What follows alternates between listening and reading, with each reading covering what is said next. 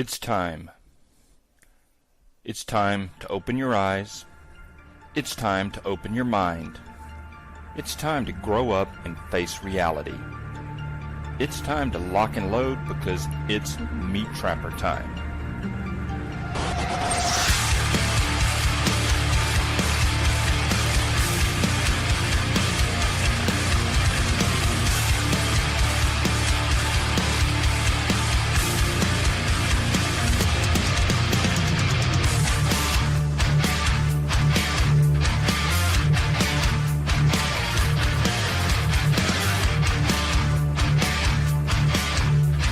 Hello everyone, and welcome to episode number 307 of MeatTrapper Radio. And today is a special day. You see, today is Father's Day.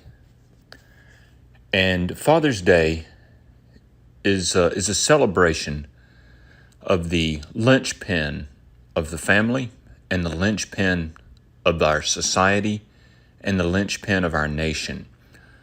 You see, fathers are important. And unfortunately, fathers are under attack from all sides. Fathers are under attack from the left. Fathers are under attack from the tyrannical government that occupies D.C. Fathers are under attack by the media. And of course, those elements in our society that have fallen under the sway of media propaganda and pop culture attack fathers. And so the lack of a father in a home, especially when there are children at stake, is catastrophic. And in my opinion, it explains a lot of the problems that we have in this country. And I'd like to share a quote with you before we get started in today's show. This really spoke to me.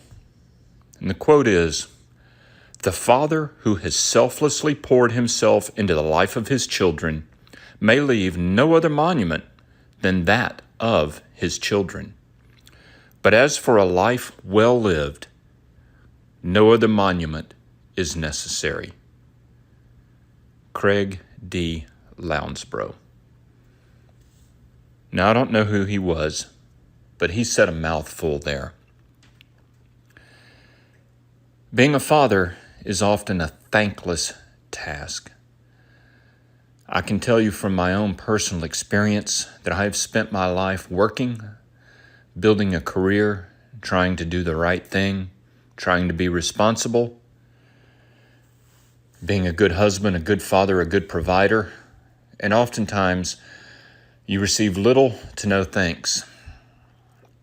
And many times you receive out-and-out scorn, mockery, and criticism for trying to do the right thing and raise your children the right way and to keep your family on the straight and narrow. But as a man, we don't let that deter us. We don't let that affect our course. We don't let that affect our judgment. We keep on keeping on, regardless of what the rest of the world thinks, regardless of what our children happen to think at the time, because we have to remember they are children. And as such, judgment is ours. Decision-making is ours, not theirs. That's why we're the adult and they're the child. So for all you fathers out there, my hat is off to you. And for you fathers that spend time with your children, good on you. And especially if you take them into the woods and spend time with them. It's not so much the skills that you teach them. It's not so much that you teach them to hunt or to fish or to shoot or to do this or to do that or to trap. It's simply being there and being with them, enjoying things. You know, when the kids are little, it's not whether or not you actually shoot anything or catch anything. It's the fact that you're out there with them making those memories. Let them play. Let them get dirty. Let them get muddy. Because you never know how they're viewing you. I can remember one particular instance, and I'll share this before we move on. And My son was little. I guess he was 5 or 6 years old, and I took him out to the woods near our house, and we went for a hike down to the river just to fool around and play and throw rocks. And there was a place where we could skip flat rocks, and we used to have little contests doing that. And it got dark on us, and I knew the place like the back of my hand. And as we started back, it got pretty dark. In the woods, even though it's still a little light outside, once you get in the thick woods, it gets really dark. And so I was walking along the trail, and for a while he hadn't said anything. He hadn't said a word. And then we finally come out on the trailhead, and there was the truck. And I'll never forget, he burst out. He said, "Dad, you did it! You did it! You found our way out." And the little guy, you could tell he was really, really worried. Of course, he didn't open his mouth. He didn't say anything, but the relief he felt when we came out in the parking lot, and there was the truck. And of course, my stock just my stock just went up 1,000% in his eyes, because at that point I could do anything. And all it was just walking down a trail back to the trailhead. And it's funny, he's up and out and on his own, working a job now, or well, he was working a job. He got laid off today, but that's a different story. But I still remember that. That's your reward. And that may not seem like a lot for those of you that are going through it right now, but as you get old and your children get up and get gone, you're going to remember things like that. They will remember it, and you will remember it.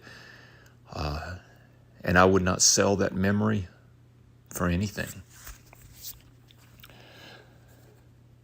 So women, wives, daughters, if you're listening to this, for Father's Day, don't bother getting your father a card. Don't bother buying them a gift. Dads don't want that. Fathers don't want you to go out and give Hallmark $8 for a piece of paper. That just pisses me off when my family does that. You threw away $8 for a piece of paper. All we really want is just the acknowledgement of a job well done. All you have to do is give that father a hug and say, "Thank you for everything that you do." And I can promise you that is worth more than any gift or any card or any sum of money, because that's the one thing that fathers don't get in this country anymore. It's a simple thank you.